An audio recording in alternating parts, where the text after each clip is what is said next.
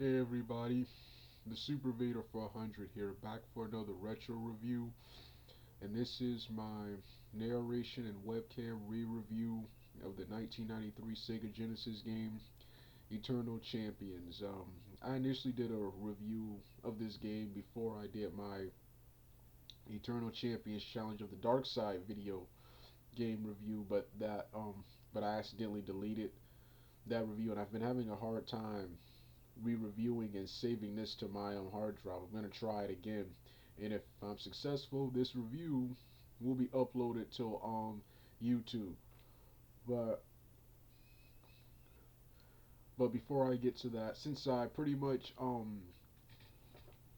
covered my history with the Eternal Champions franchise in my Eternal Champions Memories video, I really don't have to talk about the history of this game and my history with the game. Ever since I first got Eternal Champions in the early 2000s, I've been a huge fan of this game for its colorful cast of characters, story, music, intense intense gameplay, in-depth fighting engine, and difficulty. The difficulty is what keeps me coming back to this game. Eternal Champions is one of the hardest video games I've ever played, fighting games I've ever played, alongside Super Street Fighter 2 Turbo, the last version, the one with Akuma, and Art of Fighting, Art of Fighting 2. These are video games I have never beaten. I can barely get past the first couple of opponents. On Eternal Champions, on a good day, I can at least make it to the fifth opponent. And playing on here with a keyboard is much harder than playing with a controller.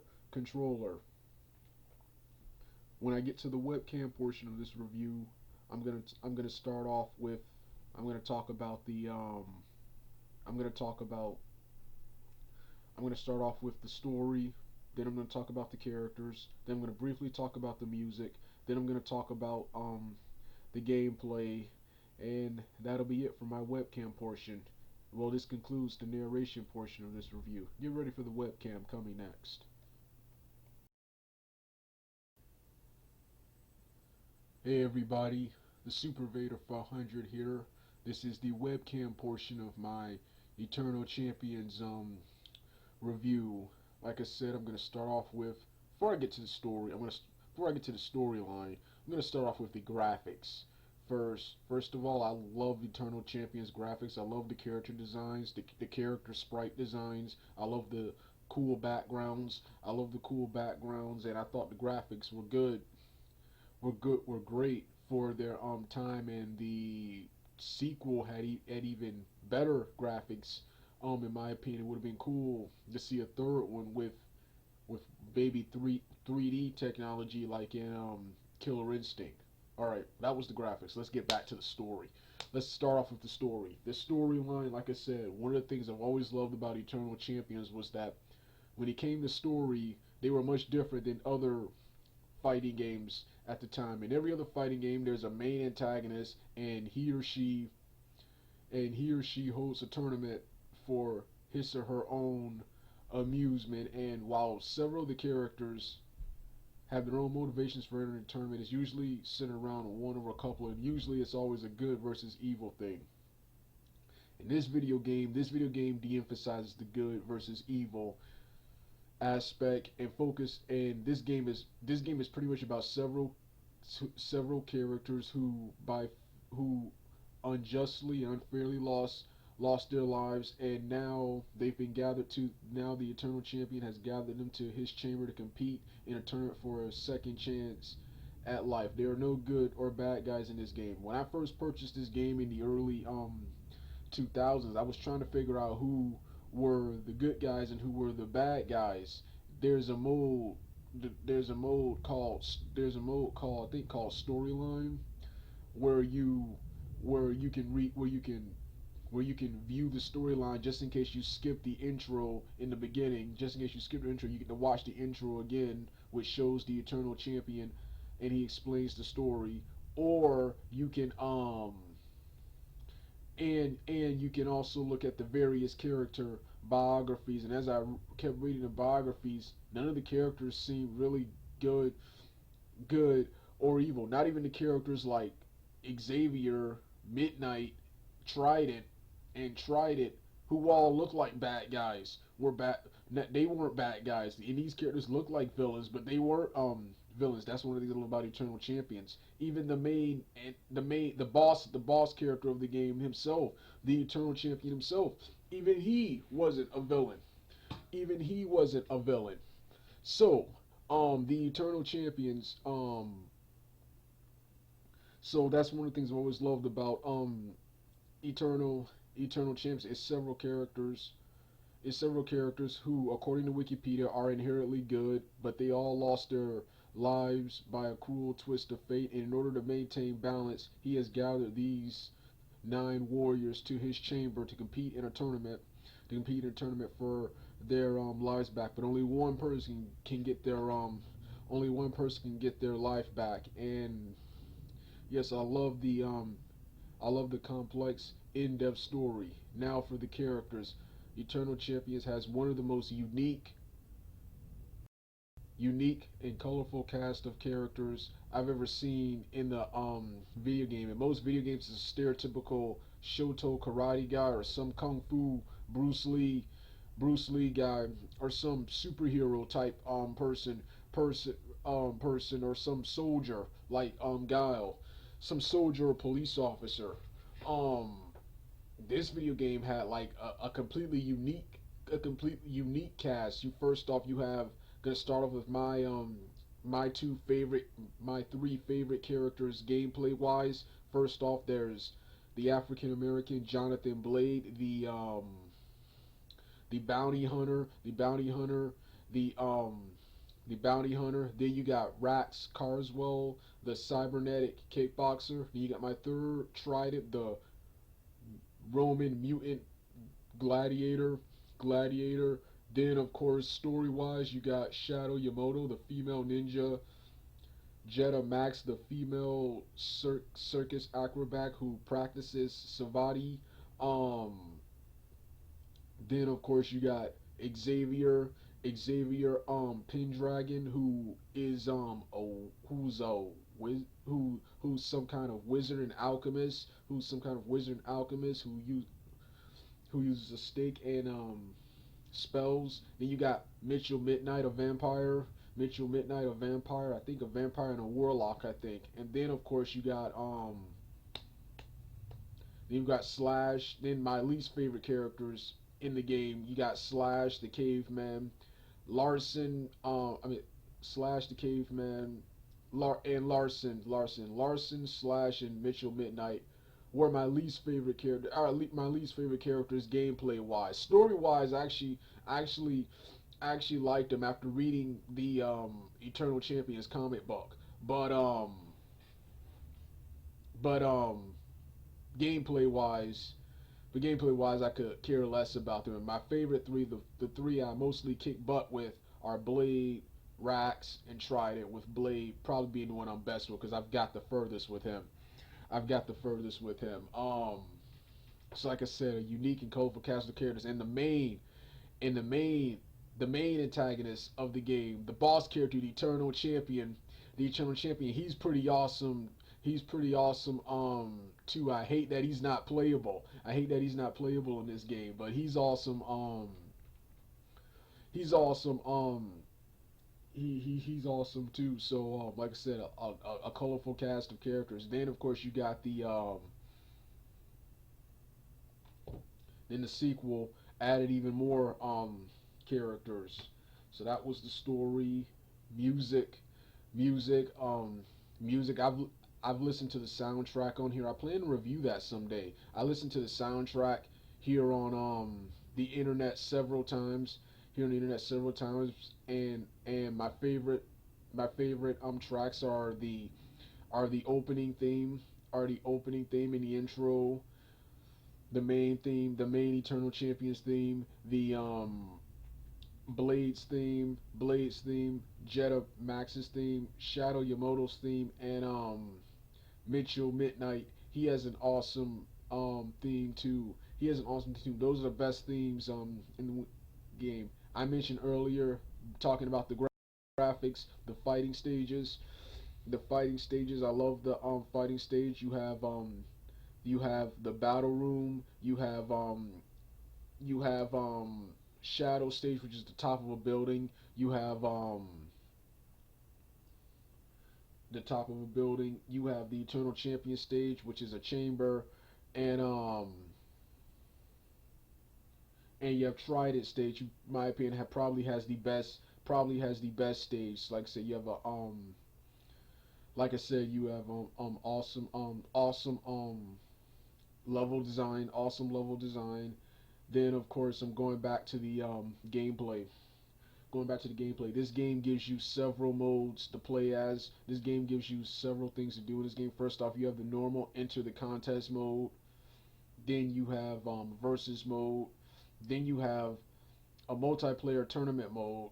Then you have a practice mode, which has three modes. They have the normal practice mode where you practice your attacks. This is the only mode I played. Then various other challenge practice modes. Then of course you have my other favorite game, my other favorite mode, battle room mode. Battle mode where you compete in a one match duel against an opponent of your choosing in a room similar to the Danger Room from X-Men. X-Men. This is probably my favorite mode next to the normal enter the contest mode because you get the effect, the settings of the match. You get to change the speed. You get to change the difficulty of your opponent. And this is the only mode I can beat. I actually had to up the difficulty a little because I was kicking the computer's butt so badly. I had to up the difficulty a little to that way the computer could fight back a little, could fight back a little. But this is the only mode I can win. And it sucks they don't allow these settings. They don't allow these settings in normal. They don't allow you to adjust these kind of settings in normal. Enter the contest mode. The only thing you can change is the speed. You can have slow, normal, or overdrive, which is fast. And then of course those are the gameplay modes. Now the actual fighting. I love the fighting game. In-depth fighting engine in this game. Each character has their own unique style of fighting. You have Jonathan Blade, Kimpo karate expert, and he has power bands which can create a force field,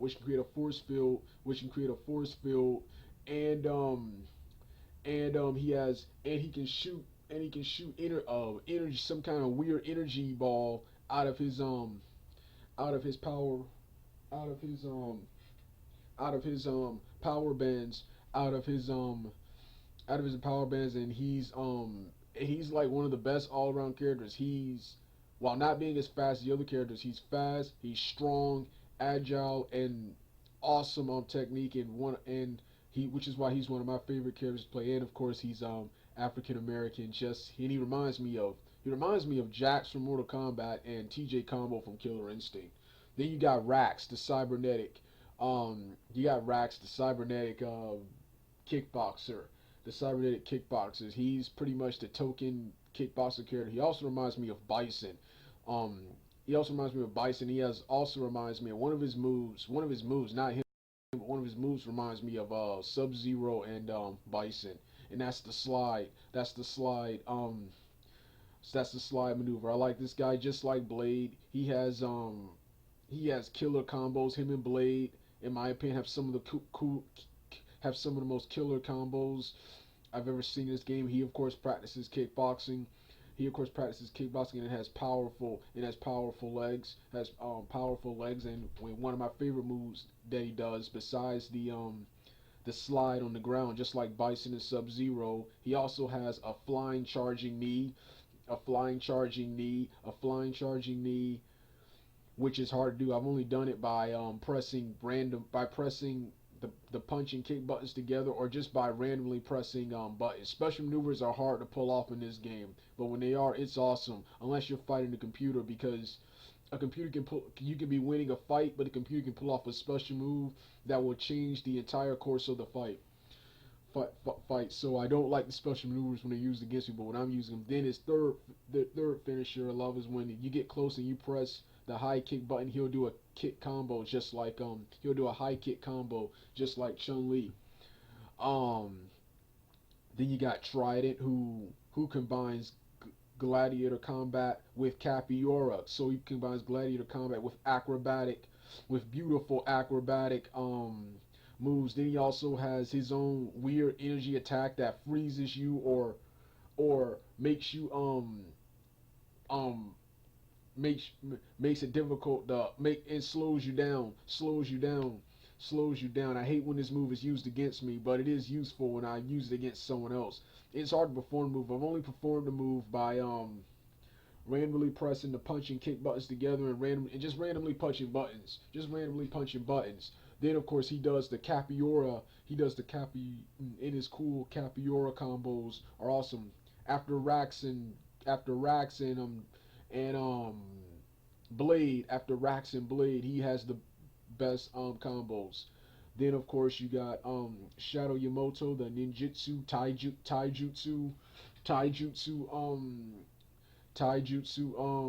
expert and one of the fastest in the games. I love fighting her because I love her fighting stage and her theme, but I hate fighting her because she will totally kick your butt because she's fast and just one of the cheapest characters in the game. She also taunts you by calling you coward, which is another thing I love in the game. You press the buttons together, the characters can taunt. Blade says loser, come on, and coward, which she says, and the it's hilarious. And then Jetta Marks who has high risk acrobatic moves. She has acrobatic moves just like Trident, but her moves are more her moves are more beautiful and her moves are more high risk because she's like a circus athlete. She's a circus athlete. Then of course you got Xavier who uses bow staff stick fighting, can also throw kicks and has his spells. You got Mitchell Midnight, who in my opinion is one of the cheapest characters in the game, but he has Jeet Kune Do, Bruce Lee's martial art. Then of course there's Slash, who's the only character in the game who's not a martial artist. Slash, who is of course a Neanderthal. He's a caveman. He uses a club, and it's just a brawler. His brawler. He's similar to Blanca and the Hulk. He uses a brawling style in the savage jungle fighting style. That's what he uses. Then of course the last character is my other least favorite character gameplay wise, and that's Larson Tyler, the gangster, who of course uses praying mantis, kung fu, guns, and other kind of hooks and stuff. So like I said, like I said, gameplay wise, each is unique. Then you got the boss character himself, the eternal champion himself, who uses the fight, who uses the tiger hawk, who uses the tiger and hawk styles. He uses several animal styles of